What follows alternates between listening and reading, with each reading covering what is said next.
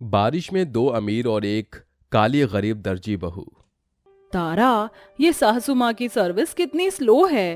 हाँ पल्लवी, अब तक तो चाय आ जानी चाहिए। पता नहीं मम्मी जी किचन में कर क्या रही हैं।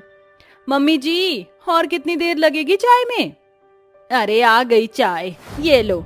ये क्या सासू माँ, सिर्फ सूखी चाय? देखिए बाहर कितना अच्छा मौसम हो रहा है, थोड़े पकौड़े शकौड़े भी बना लेती। शर्म आ रही है तुम दोनों को? थोड़ी सी भी। सास को फरमाइश देते, कल के बर्तन घिसते घिसते 2 घंटे लग गए मुझे, फिर चाय बनाया। तुम दोनों इस घर की बहू हो और घर संभालने की जिम्मेदारी सास की नहीं बहुओं की होती है। आई नो मम्मी जी, लेकिन आपको तो पता है हम दोनों ने कल ही नेल एक्सटेंशन कराया। अब बर्तन घिसते घिसते तो हमारे प्यारे नाखून टूट जाते ना। और मम्मी जी, आखिर कब तक हम दोनों ही ये सब करते रहेंगे? आप गौरव देवर जी की शादी करवा दीजिए। घर में नई बहू आ जाएगी तो आपको भी पकी पकाई रोटियां मिलेंगी और हमें भी देवरानी मिल जाएगी। और हमारी नजर में लड़की भी है, वो है ना मेरी मोना मासी की बेटी डॉली। वो देवर जी को बहुत पसंद करती है। देवर जी और डॉली की जोड़ी बहुत अच्छी लगेगी, दोनों गोरे चिट्टे और सुंदर जो हैं। तारा की बात सुनकर कुर्सी पर बैठे न्यूज़पेपर पढ़ रहे उसके ससुर कहते हैं, तारा बहू डॉली वही थी ना जिसने शादी में सबसे छोटे कपड़े पहने थे। अरे जिसे अपनी इज्जत का ख्याल नहीं, वो इस घर की इज्जत को क्या संभालेगी। ससुर की बातों से चिढ़कर दोनों घमंडी बहुएं वहां से जाने लगती हैं। तभी दरवाजे की डोरबेल बजती है। इतनी सुबह सुबह कौन आ गया? पल्लवी बहू, देख तो जरा। जी मम्मी जी। पल्लवी जैसे ही दरवाजा खोलती है तो सामने गौरव अपनी पत्नी सलोनी के साथ खड़ा होता है। मम्मी जी, पापा जी, जल्दी आइए, देखिए देवर जी आ गए हैं और अपने साथ एक तोहफा भी लाए हैं। फिर जैसे ही मंजू अपनी काली बहू को देखती है तो चिढ़कर कहती है, गौरव, ये मैं क्या देख रही हूँ? तूने शादी कर ली, वो भी इस काली कलूटी लड़की से। क्यों पापा जी, मेरी मोना मासी की बेटी डॉली में कमी थी ना। और अब देवर जी जो इस काली कलूटी से लव मैरिज करके घर ले आए तो क्या? देखिए, मैं जानती हूँ कि इस तरह से शादी करके हमने आप सभी का दिल दुखाया है, मगर माँ जी मुझे एक मौका दे दीजिए इस घर की बहू बनने का। बिल्कुल नहीं, तेरे लिए मेरे घर में जरा सी भी जगह नहीं है। बस कीजिए मंजू जी, हमें छोटी बहू को एक मौका देना चाहिए। आजा छोटी बहू। सलोनी के काले रंग के कारण कोई भी उसका गृह प्रवेश नहीं कराता। अगले दिन सलोनी सुबह उठकर सभी के लिए पहली रसोई में खाना बनाकर परोसती है। भाई वाह सलोनी बहू, तुमने बहुत ही स्वादिष्ट खाना बनाया था। ये लो तुम्हारा शगुन। शुक्रिया ससुर जी। मेरे पास बस ये 2 ही साड़ियां हैं। एक काम करती हूँ, ससुर जी के दिए शगुन के पैसे से थान का कपड़ा ले आती हूँ और सिलाई तो मुझे आती है, मैं अपने लिए कुछ सूट सिल लूंगी।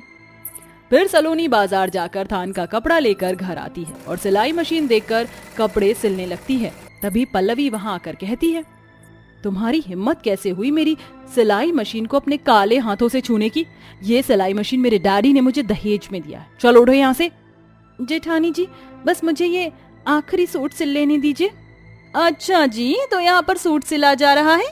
मम्मी जी, कहाँ हैं आप? जल्दी यहाँ आइए। अरे क्या हुआ तारा बहू? आपको पता है मम्मी जी, हमारी काली देवरानी अपने पहनने के लिए अपनी मर्जी से सूट सिल रही है। इस घर में तो आपकी तो इज्जत ही नहीं रह गई मम्मी जी। अपने पैसे वाली बहुओं के भड़कावे में आकर मंजू कहती है, बस बहुत हो गया, अब तू इस घर में और नहीं रहेगी, चल मेरे साथ। मंजू बेचारी सलोनी को घर से निकाल देती है। तभी जोर जोर से बिजली चमकने लगती है और बहुत तेज बारिश शुरू हो जाती है। बड़ी आई थी बड़े घर की बहू बनने। हाँ, नहीं, मैं यहाँ से नहीं जाऊंगी, अब यही मेरा घर है। ससुराल से निकाले जाने के बाद भी सलोनी हार नहीं मानती और बारिश में भीगते हुए अपने ससुराल के बाहर ही तिरपाल बांधकर रहने के लिए जगह बना लेती है। तभी शाम को गौरव घर आता है। सलोनी, इतनी बारिश में तुम घर के बाहर क्यों हो? बस ये समझ लीजिए गौरव जी, आज से यही हमारा घर है। मगर आप क्यों परेशान हैं? क्या बताऊं सलोनी, मेरी जॉब चली गई और गुजारे के लिए बस यही आखिरी 1000 रुपए हैं। जब तक दूसरी जॉब नहीं मिलती इसी से काम चलाना पड़ेगा। सब हो जाएगा, आप चिंता मत कीजिए, मैं आती हूँ। फिर सलोनी बारिश में भीगते हुए उन पैसे से थोड़ा राशन और सेकेंड हैंड सिलाई मशीन ले आती है। सलोनी आ गई तुम, मगर ये सिलाई मशीन? गौरव, तुम्हें तो पता है मुझे सिलाई करने का कितना शौक है, इसलिए जब तक आपको काम नहीं मिल जाता घर का दाना पानी चलाने के लिए मैं दर्जी का काम करूंगी। बेचारी गरीब दर्जी बहू सारा दिन बारिश में लोगों के आने का इंतजार करती है। तभी बंगले के बाहर खड़ी पल्लवी कहती है, हे कल्लो, देखा ना आज आसमान में तेरे जैसे काले काले बादल छाए हुए, मुझे तो डर है कि कहीं ये बिजली तुझ पर ना गिर जाए। अरे क्यों टाइम वेस्ट कर रही है, कोई नहीं आएगा तुझ जैसी 2 कौड़ी की दर्जी से कपड़े सिलवाने, इसीलिए कटोरा ले और जाकर भीख मांग। अचानक नीता नाम की एक अमीर लड़की सलोनी के पास आती है। सुनो, क्या तुम मेरा लहंगा सिल सकती हो? देखो ना, मैं टेलर के पास गई थी मगर बारिश के कारण उसकी शॉप बंद है और कल मेरी शादी है, क्या तुम ये लहंगा सिल दोगी? हाँ मैडम जी, मैं 1 दिन में आपका लहंगा सिल दूंगी, बस आप नाप दे दीजिए। देखो मेरा ये लहंगा लाखों का है, इसलिए कोई गड़बड़ मत करना। मैडम जी, अगर लहंगे की सिलाई में जरा भी कमी आए तो चाहे आप मुझे 1 रुपया भी मत देना। सलोनी सारा दिन सारी रात लगाकर लहंगा सिलकर तैयार कर देती है, जो मीता को बहुत पसंद आता है। थैंक यू सो मच सलोनी, तुमने मास्टरपीस लहंगा सिला है। मैं तो कहती हूँ कपड़े सिलने वाले टेलर्स को भी तुमसे ट्रेनिंग लेनी चाहिए। ये लो 25,000। सलोनी को सिलाई की बारीकी और बनावट के लिए अब मीता के बाद बारिश में दूर दूर से लोग उससे कपड़े सिलवाने आते हैं। अरे मुझे तो मोना मैडम के लिए सूट सिलना था, वो भी चिकनकारी कपड़े में। एक काम करती हूँ, बाजार से जाकर पहले कपड़ा ले आते हैं, अभी हल्की फुल्की बारिश है, अभी जाना ही ठीक रहेगा। सलोनी बारिश में भीगते हुए बाजार चली जाती है। वहीं पल्लवी और तारा मंजू को फिर से भड़का देती हैं। देखिए मम्मी जी, हमारी इस काली देवरानी को 2 कौड़ी का दर्जी का काम करके हमारे खानदान की इज्जत घटा रही है। मैं तो कहती हूँ इस झोपड़ी और सिलाई मशीन को तोड़ देते हैं, फिर वो खुद ब खुद यहाँ से चली जाएगी। तो फिर इंतजार कैसा, जाओ और जाकर उस कल्लो मैया के आने से पहले तोड़ दो उसकी सिलाई मशीन। पल्लवी और तारा सलोनी की सिलाई मशीन तोड़कर बहुत खुश होती हैं। वहीं सलोनी के आधे रास्ते पहुंचते ही बैरियर लगा होता है और एक पुलिस वाला कहता है, देखिए मैडम, आप आगे नहीं जा सकती, आगे का सारा एरिया बाढ़ में डूबा हुआ है और बाढ़ का पानी तेजी से इसी तरह बढ़ रहा है। अब क्या करूं? माँ जी जेठानी जी तो ठीक होंगे, मुझे घर जाना होगा। सलोनी तेजी से घर की तरफ भागने लगती है। तभी बहुत तेज तूफान बारिश हो जाती है और बारिश का पानी सड़क, गलियों और निचले एरिया में बने घरों में घुसने लगता है। सलोनी तैरते हुए अपने घर आती है, जहां उसकी सास और जेठानियां बाढ़ में डूब रही होती हैं। अरे कोई मुझे और मेरी बहुओं को बचाओ, हम बाढ़ में डूब रहे हैं। मम्मी जी कुछ कीजिए, हम मरना नहीं चाहती। हे भगवान, मेरी जेठानियों को तो तैरना भी नहीं आता, मुझे इनके पास पहुंचना होगा। जेठानी जी घबराइए मत, मैं आ रही हूँ, मेरा हाथ पकड़िए। नहीं, मुझे डर लग रहा है, ये बाढ़ हमें खा जाएगा, हम नहीं बचेंगे। ये बोलकर पल्लवी बेहोश हो जाती है, जिसके बाद सलोनी उसे अपनी पीठ पर उठाकर उसे ऊंचे फुटपाथ पर ले आती है और मंजू और तारा को भी बचा लेती है। जाइए माँ जी, हमारे पास वक्त बहुत कम है, बाढ़ का जल स्तर तेजी से बढ़ रहा है। सलोनी अपनी जेठानी और सास को बचा लेती है, मगर तूफान के कारण एक पेड़ टूटकर उस पर गिर जाता है और उसका सर भी जख्मी हो जाता है। तभी ऐन मौके पर गौरव आकर सलोनी को बचा लेता है। थोड़ी देर बाद सलोनी को होश आता है। सलोनी, आज जो तुमने हमारे लिए किया वो कोई नहीं कर सकता, हमारी गलतियों के लिए हमें माफ कर दो, हमें हमारे किए का पछतावा है। सलोनी अपनी घमंडी जेठानियों को माफ कर देती है और वहीं मंजू भी सलोनी को बहू मान लेती है, जिसके बाद सभी खुशी खुशी रहने लगते हैं। कोयल अपने 2 बेटों और बहुओं के साथ रहती थी। उसने अपने दोनों ही बेटों की शादी एक साथ की थी। कोयल की बड़ी बहू शमिता बहुत ही सुंदर और गोरी चिट्टी थी, वहीं पूनम सांवले रंग की थी। शादी के बाद पूनम और शमिता की पहली बरसातों के दिन चल रहे थे। माँ जी, मैं ब्यूटी पार्लर जा रही हूँ, कल घर में पूजा है ना, इसलिए। अरे बहू, मौसम तो कितना खराब हो रहा है, कहीं तेरे घर से निकलते ही बारिश ना आ जाए। ऐसा कुछ नहीं होगा, और अगर आ भी जाएगी तो मुझे बारिश से कोई परेशानी नहीं है। बारिश का पानी स्किन के लिए काफी अच्छा होता है। ऐसा क्या? तो अगर तू जा ही रही है तो अपनी देवरानी को भी साथ ले जा। क्यों सासू माँ, मैं इस काली को अपने साथ कहीं लेकर नहीं जाऊंगी, और वैसे भी कोई भी पार्लर या बारिश इसे गोरी और सुंदर नहीं बना सकती है। बहू, पूनम तेरी देवरानी है, ये तू इससे किस तरह बात कर रही है? ठीक ही तो बोल रही हूँ सासू माँ, और अगर इसे पार्लर जाना है तो ये खुद चली जाएगी, मैं इस काली को अपनी बेइज्जती करवाने के लिए हरगिज नहीं लेकर जाऊंगी। शमिता को अपने गोरे और सुंदर रंग का बहुत ज्यादा घमंड था। वो हमेशा अपनी काली देवरानी को इसी तरह से नीचा दिखाया करती थी, लेकिन पूनम कभी भी पलटकर उसे कोई भी जवाब नहीं देती थी। कोई बात नहीं जेठानी जी, आप ही चली जाइए। वैसे भी मुझे इन ब्यूटी पार्लर वालर जाने का कोई शौक नहीं है। रूप होता तो शौक होता ना। तेरे जैसे तो चाहे कितना भी मेकअप क्यों ना लगा ले, वो रहते काले ही हैं। शमिता पूनम को बिना बात खरी खोटी सुनाकर चली जाती है। शमिता पूनम से बहुत ज्यादा चिढ़ा करती थी, जिसकी वजह से वो हमेशा उससे बहस किया करती थी और बेचारी पूनम उसकी हर बात को चुपचाप सुन लेती थी। इस तरह से रोज बहसबाजी और रोजाना कलेश होते हुए दिन बीत रहे थे। एक दिन, ए कल्लू, ये मेरे कमरे के आगे से तूने ठीक से साफ क्यों नहीं किया है? बोल। जेठानी जी, मैंने तो सभी तरफ से अच्छे से सफाई की है। अच्छा? शमिता ने वही कमरे के बाहर रखा हुआ गमला उठाया और उसे जमीन में जोरों से दे मारा। गमला फूट गया और चारों तरफ मिट्टी ही मिट्टी बिखर गई। चल अब इसे साफ कर।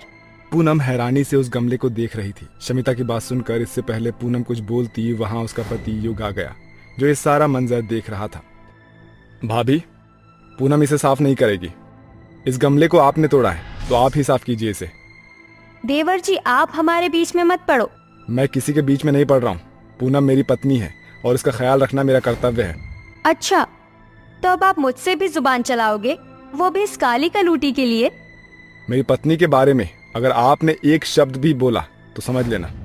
तो क्या? युग जी शांत हो जाइए, मैं इसे साफ कर दूंगी, आप ऐसे लड़िए मत। दोनों में बहस बढ़ने लगी और आवाजें सुनकर देव और कोयल भी वहां आ गए। युग, ये क्या तरीका अपने भाभी से बात करने का? भैया, जब भाभी ही अपनी तमीज भूल गई हो तो मेरे मन में उनके लिए कोई इज्जत नहीं है। अरे बहू, क्या हुआ? अब क्या हुआ और क्या नहीं वो जानना ज्यादा जरूरी नहीं है। देवर जी, मैं और इस काली माई के साथ नहीं रह सकती हूँ। और तो और देवर जी और माँ भी हमेशा इसी की तरफदारी करते हैं। मुझे अब बस अलग होना है। मैं अलग होना चाहती हूँ। आप सभी इस घर का बंटवारा कर दीजिए। हाँ, जिंदगी में पहली बार आपने कोई सही बात की है। आज के आज ही इस घर का बंटवारा होकर रहेगा। अपनी जुबान को संभाल युग, अभी तक संभाल ही तो रखी है। देखा आपने, इन लोगों ने इसी तरह मेरा जीना मुश्किल करके रखा हुआ है। हाँ, मैंने सब देखा। अब तो मुझे भी लगता है कि बंटवारा होना ही चाहिए।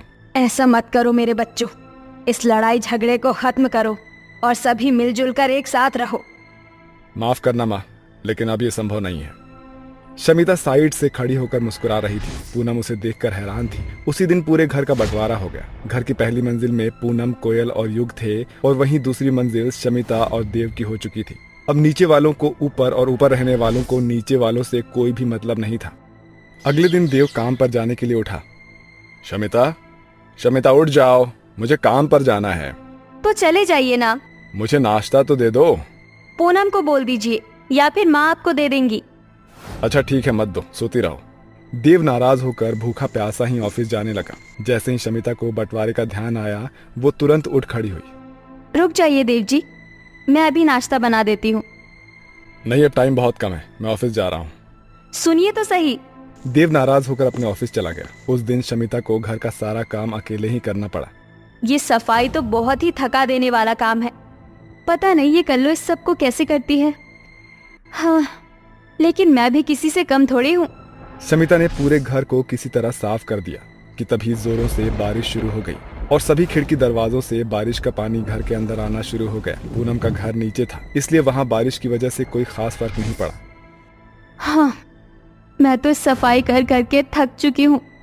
अब मैं घर को साफ नहीं करूँगी। एक तरफ जहाँ शमिता को बारिश एक अभिशाप की तरह लग रही थी, वहीं दूसरी तरफ पूनम अपने पूरे परिवार के लिए गर्मा गर्म पकौड़े तल रही थी। इस मौसम में पकोड़े बनाने और खाने का मजा ही कुछ और है। उस दिन पूनम ने बिना किसी कलेश और बहस के अपना पूरा दिन गुजारा था और अपने परिवार के साथ खूब एंजॉय किया था।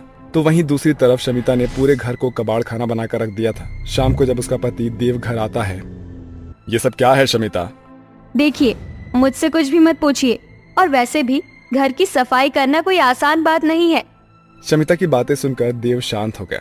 इसी तरह से दिन बीत रहे थे। कभी भी शमिता ना समय से खाना बनाती थी और ना ही सफाई करती थी, क्योंकि बरसातों के दिन थे तो घर में पानी आकर यूं ही सूख जाता था। इस सब से देव बहुत ज्यादा परेशान हो चुका था। एक दिन शमिता की माँ उसके घर आई। क्या हुआ माँ, आप कुछ उदास लग रही हो? अब क्या ही बताऊं बेटा, तेरे भाई ने अपनी बीवी की बातों में आकर घर का बंटवारा कर दिया है। अब मैं और तेरे बाबा अकेले पड़ चुके हैं। जिस बेटे को बुढ़ापे का सहारा समझा था वही छोड़कर चला गया। तेरे पास आई थी, अगर थोड़ी सी मदद हो जाती। शमिता ने अपने पति की तरफ देखा। देव ने शमिता की माँ को कुछ पैसे दे दिए और फिर वो वहां से चली गई। कैसा जमाना आ गया है, भैया को ऐसा नहीं करना चाहिए था। यही बात हमारे ऊपर भी लागू होती है शमिता। तुम्हारी बातों में आकर मैंने अपनी माँ को छोड़ दिया। लेकिन उनके साथ वो कल्लो और देवर जी हैं। चुप करो, अब मैं तुम्हारी बातों में नहीं आने वाला। शमिता, तुम्हारे बोलने पर मैं भटक गया था, लेकिन अब मेरी आंख खुल गई है।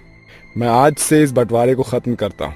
अगर तुम यहाँ रहना चाहती हो तो सभी के साथ मिलजुल कर रहो, वरना मैं तुम्हें तुम्हारे मायके छोड़कर आ जाऊंगा। देव की बात सुनकर शमिता हैरान रह गई और उसे मजबूरन उसकी बात माननी पड़ी। देव ने जाकर अपनी माँ से माफी मांगी।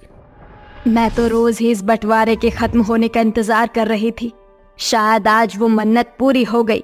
उस दिन के बाद से फिर कभी भी उस घर में बंटवारे की बात नहीं निकली। दोनों भाइयों और देवरानी जेठानी ने भी एक दूसरे को माफ कर दिया और सभी लोग खुशी खुशी रहने लगे।